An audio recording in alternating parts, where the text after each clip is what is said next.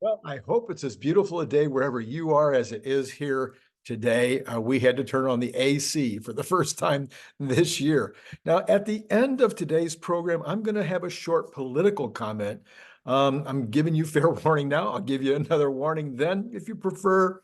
If you don't want to listen, it's okay. I don't, it's what, however you roll. All right, let's start out. We got Farziness. He says, big thing that's being missed with Tesla's Robotaxi is that they will be profitable from day one. He says no other self-driving provider has been able to turn a profit at all due to the huge upfront cost on their cars and their unscalable model. This is not well understood in his humble opinion. So, on the one hand, I understand what he's talking about. He's saying Tesla can scale it. They've already got the cars. The cars already have the hardware. They've already got the software. All they need to do is turn it on and add an app or something, and away you go. And that seems, on the face of it, to make a lot of sense. When that happens fairly quickly, depending on how they roll it out, et cetera, we might see some great revenues in the early months in the first year. But yes and no, actually, because Elon just mentioned the other day, they've spent $10 billion in research and development so far.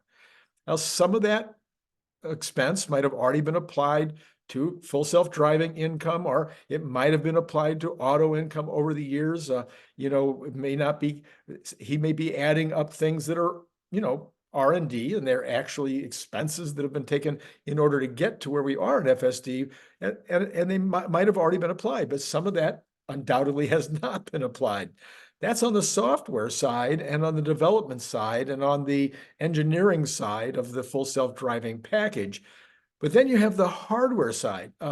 When you've got this new self-driving car, this new Robotaxi vehicle, it's going to be just like any other car. You're going to have normal tooling and normal R&D expenses leading up to that car going on the road. And therefore, there's going to be the normal amount of take back in terms of the rollout as you get started. It's not going to make as much money, et cetera. Now, if those go into Tesla's fleet, yeah, you could imagine that there could be a fairly fast ROI on those. Also, you don't really know how fast the uptake is going to be by the consumer in the communities that it will be released in. So will there be jillions of dollars of revenue the first weekend? No, I think it's going to take a while to get the word out. And so far, Tesla hasn't proven themselves to be fantastic at advertising and promoting in that way. Okay, that doesn't mean that they're not good at getting product out there. They're the best ever at getting product into the world. But there's another story, which is where they're kind of not doing so great, which is actually advertising once the product reaches certain levels that it can't break through just by word of mouth. So you're going to have all those expenses. Then you're going to probably have some advertising expenses, et cetera.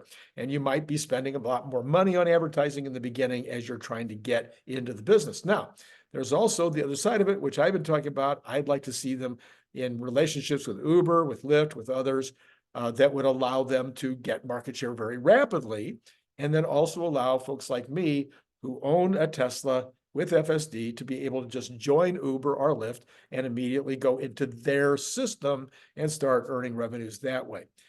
So the revenues might not come super fast. There could be a slow rollout, one city at a time, one state at a time, one country at a time, but eventually we'll get there. But I'm afraid I don't agree with Farzi right now that this is going to be some immediate income without massive expenses, at least from a bookkeeping standpoint. What do you think about all that? From Sawyer Merritt, he says, hey, let's take a look at the major car companies that have reported so far in terms of how many BEVs they sold in the first quarter. So we got Tesla at 386,783, way on the top, with BYD second by 84,000 less at 302,000. Then you got Volkswagen with less than 1/3, maybe 20%. Let's see here. Would that be right? 20%? No, I'm sorry. What's wrong with my math all of a sudden? Anyway, 136,000 compared to 386. So very far down the road. BMW even further at only 82. Mercedes at 47,500. Then Ford at 20. GM at 16. Rivian at 13. Polestar at a mere 7. Toyota at 3,500. Lucid at 2,000. And Porsche at 1,247. So obviously Tesla is still whipping on everybody else. And who actually had good increases? Well, the only folks that had good increases in the first quarter were people that hardly sell any vehicles. So Lucid was up 40%, Toyota was up 86%, Rivian was up 71%, and Ford was up 86%. BMW is the one in the middle, who kind of had a good increase, 28% increase, and is selling 82,000 cars. So that's more respectable. BYD had an increase of 13% year over year, not quarter over quarter, that's for sure. So these were all year over year numbers. Anyway, kind of interesting. We have a new note out from Adam Jonas. Adam Jonas has been putting out a note a day, I think, or something. Anyway, he says the journey to AI supremacy, Tesla remains fiercely debated as it faces earnings pressures, and the business model crosses the chasm from autos towards AI and robotics. Anticipate the next 6 to 10 months to exhibit heightened volatility in Tesla. Heightened volatility in Tesla. Well, I guess, yeah, it hasn't been as volatile. Anyway, though we may continue to see high short-term choppiness, we retain a positive long-term outlook. In the journey to AI supremacy, there are a number of attributes and gating factors that investors are increasingly locked in on. Now, now we're getting really out of auto, and we're really talking about the other AI companies, the Googles and the NVIDIAs, et cetera. Data. It's all about data, right? It's all you hear. Yeah, anybody can get the compute, but the question is, how about the data? Well, we'll talk about compute in a minute. Tesla recently achieved 1 billion miles traveled for its full self-driving service. Tesla's fleet drives more miles in 5 minutes than Apple's now canceled autonomous fleet had reportedly driven in a year. By 2030, we estimate Tesla's global vehicle fleet will approach 40 million units in service, driving over 400 billion miles each year. Over 1 billion miles per day, or nearly 13,000 miles per second. From our conversations with AI experts, such a monumental database may be an advantage for machine learning and neural net training, and they don't say this, for years and years into the future, which is why these other folks are going to need to get on board with Tesla. Number 2, compute. As noted in our deep dive on Tesla in-house computing effort, Dojo, Tesla has predicted they will reach 100 exaflops of compute by Q4 of this year, up from just 4,500, whatever is less than an exaflop, as of the third quarter in 23, so a year later. According to Tesla, that's the equivalent of 300,000 A100 GPUs, which in our estimate would cost 7.5 to 8 billion if they were to buy it from NVIDIA.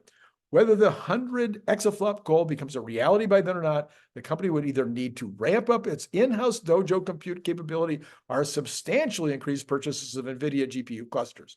With this in mind, we found Morgan Stanley U.S. semis analyst Joe Moore's channel checks on NVIDIA quite insightful. Quote, we continue to hear reports of stronger demand outside of the traditional hyperscaler customers, with notably robust demand coming from Tesla and a wide range of sovereign customers, which remain difficult to triangulate and verify, but which, by all accounts, are a strong source of incremental demand. On our calculations from last year, we had encountered scenarios where Tesla could end up being among NVIDIA's very largest customers in the future. At what point will the Yatta flop enter the collective consciousness?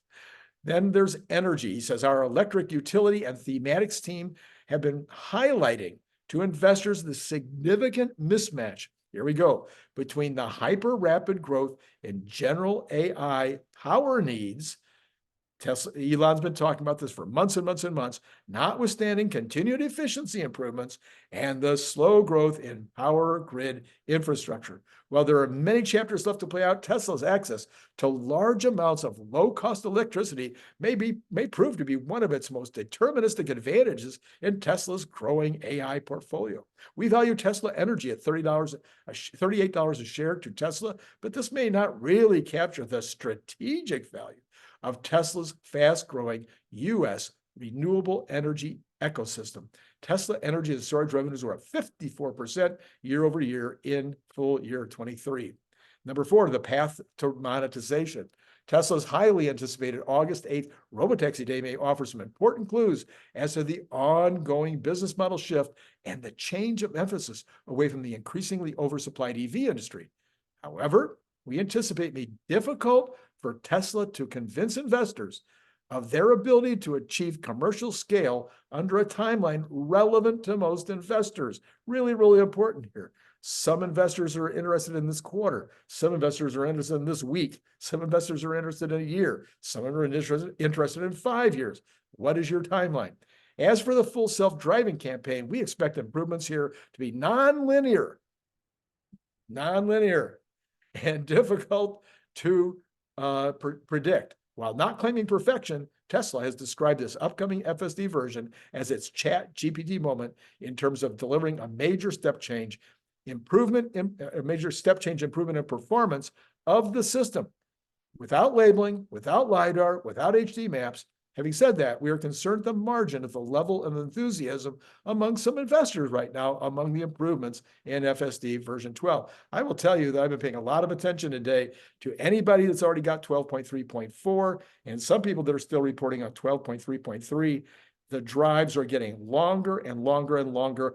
Brian White had a drive today, I think it was over an hour, where he had 0 interruptions, 0 times of hitting the pedal.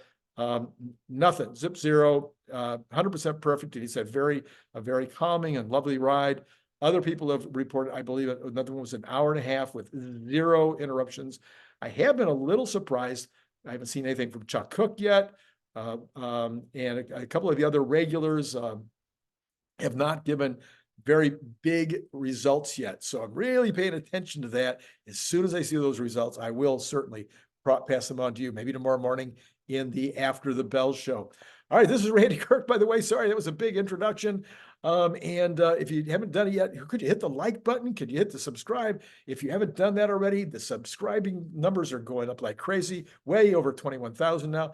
We'd love to get up there into the 50s and 60s with all the other big guys. Maybe I could even get to the hundreds with a couple of guys in the YouTube space here at Tesla.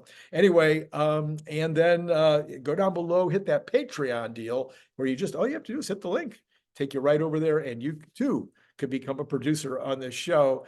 If you haven't bought any Cybertruck bottle openers, that has become a thing again. We're getting orders. We've gotten several orders in the last couple of weeks, which is nice to see. And all of them, I think all of them have been multiples, 5, 4, 10, I think, yeah. So this is from the Sawyer Merritt. He says, Bank of America has lowered its Tesla price target to 220 from 280. We'd all take 220, right? Okay. We think that Tesla will face mounting profit pressures from a weaker demand environment. Unless Tesla taps into new geographical markets, we see it as hard for the company to generate additional sales with its current product portfolio without cutting prices further. Investors seem to be saying, we get it. I'm sorry, that was not Bank of America. Let me go back to this. Unless Tesla taps into new geographical markets. So can you please tell me in the comments below which geographical markets Tesla needs to tap into? The United States. Yeah. Not California, not Oregon, not Washington, not New York. Maybe, Florida could have a lot more Teslas. The rest of the United States is the market that needs to be tapped into. The number 2 automobile market in the world, the number 2 luxury automobile market in the world. And we're barely scraping the beginnings of the potential. And that's what I've been yelling about and screaming about, and sometimes even harping on about. Anyway, today, Tesla stock was up even though it's not to 220 yet. But investors right now, I think, are saying, we get it. Tesla is going to be fine, and we just have to have a little bit more patience. It's going to get there, and maybe the big day is 8.8. And if that's true, if we start getting more hints and more ideas of what's going to happen on 8.8, we might have quite a run up on the stock. One of the first things, first to update the earnings estimate within the Tesla community is Meyer Thacker. So he says right now that he sees the street currently expects Tesla Q1 earnings to be down to 52 cents. That's a non-GAAP and a 39-cent gap. He says, I think they will miss those targets. I'm running a few scenarios. This is Meyer saying, and I see almost no realistic way they can get there without some amazing drop in cost of goods per unit quarter over quarter, which they will have, Meyer. They will have probably a 2% cost of goods drop quarter over quarter, and they will have energy numbers up, and they will probably have margins up on energy as well. They'll have they'll probably go up on services, maybe not a lot, but some. They will probably have some additional income from taking some of that full self-driving money that's been sitting on the sidelines. There's going to be some surprises. I think we're going to be above the number, but I haven't done the numbers recently. I need to do them again. From Pierre Ferragu, he says, I'm quite bullish on X.AI. He says, I'm not talking about Tesla now. This is X.AI, another one of Elon's companies, and he says he's quite bullish on it. Number one, he says there's an 80% discount over OpenAI if you look at what people have been willing to pay for XAI. I understand Grok has accumulated less experience and has less means, but still it's very early days, and does any of that really matter? Number two, Elon is a massive advantage, freeing the organization from nonsensical innovation-killing groupthink and enabling fast innovation cycles. We know that about Elon. Three, X is a distribution asset not to be dismissed. And number four, for what it's worth, I use Gen AI mostly to discuss uncommon philosophical theses. And at that game, Grok is excellent, probably the best at articulating sensible, well-researched, and well-thought-through, but very uncommon arguments. To me, this is the most important dimension where you can evaluate a model. Can it produce sensible, independent thinking? So yeah, we can't invest in X.AI, but we are certainly expecting Grok to be a big part of our automobile, our Tesla automobile experience, as well as our Optimus robot experience. And who knows, and of course, also we'll be seeing it more and more and more, getting more sophisticated in X.com. Consumer spending is solid in the face of elevated interest rates. The recession that many economists have called for, it's never materialized. JP Morgan Chase logged its most profitable year ever after buying First Republic. Shares of the four largest U.S. banks right now are outpacing the wider market this year, and a few of those have had interest rate cuts. And fewer interest rate cuts than expected should benefit banks' profitability for now. Why am I telling you all this? Because tomorrow is bank day, okay? So we have a bunch of banks tomorrow, and then, of course, next week as well. Higher interest rates could prove to be a double-edged sword, however, for the banks.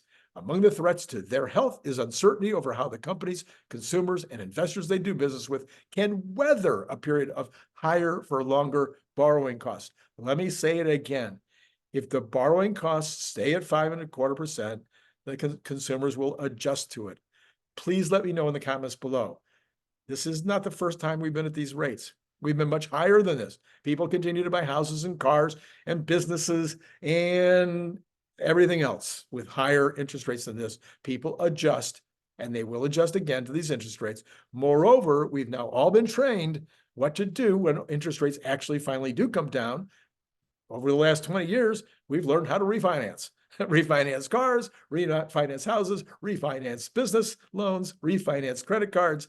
If you're not refinancing, well, right now is not a great time to refinance, except if you need some zero interest money right now, it's fairly easy to get.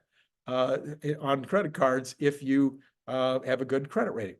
Bank investors will get their first update on how the largest U.S. lenders are faring when J.P. Morgan, Citigroup, and Wells Fargo report their first quarter earnings on Friday. And here's what to expect from banks and the asset managers that are also releasing results on Friday. So J.P. Morgan, check, if you want to watch these carefully, focus on the bank's net interest income guidance. This is a measure that reflects the revenue banks make off of interest-bearing assets like loans, less their interest expense that they pay out to customers to get the money. So check that part of it out. For the rest of these guys, you know what? I could care less about this quarter. Sure, I don't have any stock in these companies, never would. It's been years. I did used to invest in Bank of America, but I'm really not interested in the sector. What we're going to be looking for here in all of these guys is going to be their guidance. That's what we want to hear. True also for BlackRock and State Street, which are also going to be giving their numbers tomorrow. What are they saying about the rest of the year? What are they saying about the next quarter? What are they saying about consumers? I want to know what all these banks are saying about consumers. They have more data than anybody when it comes to consumers, how much money they have in their accounts, how they're spending it, how much they're borrowing, etc. They've got the data. So where are the markets right now? We'll take a look real quick. Let's start, of course, with Tesla. Tesla, of course, today was up $2.84. That was a 1.65% increase, which was about the same as the NASDAQ, was also, I'm sorry, a little better. I'm trying to see my thing here. Whoops. We have, yes, 165 for Tesla, 168 for NASDAQ. So very close. The Dow actually ended up down barely. You could just call it break even. And the S&P was up 0.74. The rest of the Mag 7 were all up in various degrees. Tesla pretty much leading the pack, except for Apple, which had a blowout day. I didn't really see why that was. And then the Cathie Woods were mostly up as well. All right, let's go find out what's going on. Oh, and what's happening in the after hours for Tesla? We forgot that part. Down a little bit, down 0.4% in the after hours. Okay, let's go find out what's happening with bonds. I looked at this a minute ago, still true, up another half a percentage point in the after hours, or the pre-market, if you will. So at 4.581. So continue very strong. The 2-year actually down 1 basis point in the pre-market, and the 2-month up 2.6 in the pre-market. So yeah, okay, that's all you need to know for now. I think it's just the bonds are definitely, the yields are up there. Let's take a look at oil. We have got oil up another half a buck in the pre-market with Brent unchanged. So it's Texas Intermediate that is up the half a buck, and $85.49. Brent is showing at $89.74. So putting them about $4 apart. Natural gas has come down another little bit, down at $1.76, which again is a low price for natural gas. Gold is sitting at 2,394, up another 21.30 for yet another all-time high. It just continues to surge higher and higher. We've already talked about all the reasons for that. I haven't seen any new reasons. Everybody's talking about Costco and their gold 1 ounce bars. Copper up another 0.16% at $4.26. By the way, the all-time high for copper is $4.75. We are 50 cents away from an all-time high on copper. This would generally, of course, tell us that the economy is good. Lots of copper. I had an epiphany, though, earlier today. What is going to be needed for all of this electrical build-out that we're talking about for whoever, for the grid, for Tesla, for all these automobiles, for all the AI, all the what do you call it? All these NVIDIA CPUs and stuff that are going to be out there. All this stuff, doesn't all of it require copper? I'm pretty sure that it all requires copper. So maybe that is what we're starting to see with copper. Will the folks that produce all that copper be able to find ways to get a lot more of it if they know that this demand is going to be off the roof? Or will we find substitutes? We haven't in the past. Will we this time? All right. I mean, yes, you can use aluminum. There's other things, but almost all of them have are not as efficient as copper. All of them, I guess, are not as efficient as copper. Okay, the dollar is absolutely unchanged in the pre-market. We've got the Bitcoin overall for the day up 400, I'll call it $500 at 70,204. And then we have got the equities. Dow is up 37 or 0.1%, S&P up a buck at 0.02%, and NASDAQ futures up 3.75 or 0.02%. You know, the headline here is that they're waiting for bank earnings. I'm not sure that anybody's waiting for bank earnings before they make a decision about how to play the stock market right now, but maybe. Or if they're not, again, they may be more interested, as I am, in what the banks have to say about the future. Okay, so earlier today, I did a video with Cern Basher. He, as usual, provided such a ton of super duper interesting additional information about how the markets are moving, how various aspects of the economy are moving, making some, it's almost like having Kathy Wood on the program every week, okay? And the charts and the graphs and everything that he provides, plus some humorous sidebars as well. We do have a very good time on that show. If you didn't see it yet, there is the card to go back and check it out. As noted earlier, go ahead and hit the like and all that kind of stuff. Now, here is my political deal. We're going to take a look at the political issue. It's one that I feel very strongly about. That's why I'm taking a minute to share it with you. And I'd love to hear your thoughts about this evolving issue in the comments below. Michael Shermer, actually a friend of mine, he's is the publisher of Skeptic Magazine and somebody I've known for 50 years, darn near 50, well, maybe 45 years. Anyway, Michael Shermer says, a 400-page, 4 years to produce it report commissioned by England's National Health Service, not a conservative organization, concluded that medical professionals in the UK who advocate for gender transition in children are misguided ideologues. Let that sink in. They didn't say they're making a mistake. They didn't say this is a bad idea. They just said anybody who thinks that this is a good idea is a misguided ideologue. Lisa Selin Davis, that's who she is on X, Lisa, S-E-L-I-N Davis, breaks it all down. Thousands of vulnerable young people were given life-altering treatments with no good evidence on the long-term outcomes of interventions to manage gender-related distress. It has been suggested that hormone treatment reduces the elevated risk of death by suicide in this particular population, but the evidence didn't find support for that conclusion. Social justice ideology is driving this medical decision-making, and the toxicity of the debate has created an environment where professionals are so afraid to openly discuss their views, are afraid to openly discuss their views. Well, there you have it. I think that's all you need to hear. This is unbelievable that the United States is so far behind Europe in recognizing that this is an idiotic way to treat this particular situation. Comments below. Love to hear what you have to say. All right, bank earnings tomorrow, and then we'll continue to watch those bank earnings all next week. And by the way, that earlier report that I read was from Barron's. Something had gotten messed up on my sheet, and I didn't get a chance to let you know. But the thing about all the banks, that came out of Barron's. All right, so that's it for now, and it's been great talking to you.